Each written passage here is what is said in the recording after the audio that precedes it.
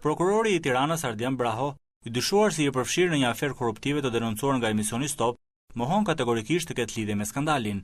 Emri Ardian Brahos u përmend nga oficeri i policisë gjyqësore Fatos Lushi, i cili ishte filmuar teksa merrte rishfet 18.000 euro nga një qytetar, të cilit ishin bllokuar llogaritë bankare me firmën e prokurorit.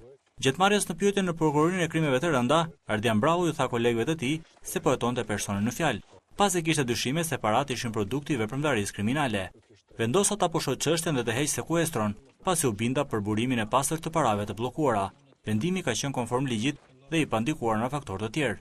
Nuk ka marrë para dhe nuk mund të mbajë përgjegjësi për veprimet e askujt, është shprehur prokurori dyshuar. Ardian Brahu u pezullua nga detyra me firmën e kryeprokurorit Adriatik Llalla, menjëherë pas transmetimit të skandalit të publikuar në emisionin Stop.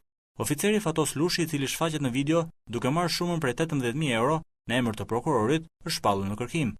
Policia nuk ka mundur ta ekzekutojë urdhrin e firmosur nga Prokuroria e Krimeve të Rënda për arrestimin e tij.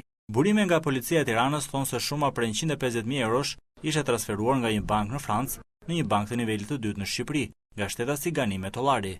Më 28 gusht 2014, policia e Tiranës ka referuar në Prokurorinë e Tiranës materialet për pastrim parash për Ganime Tollarin, pasi është dhënë urdhër bllokimi për 72 orë për llogarinë bankare me vlerë 150.000 euro.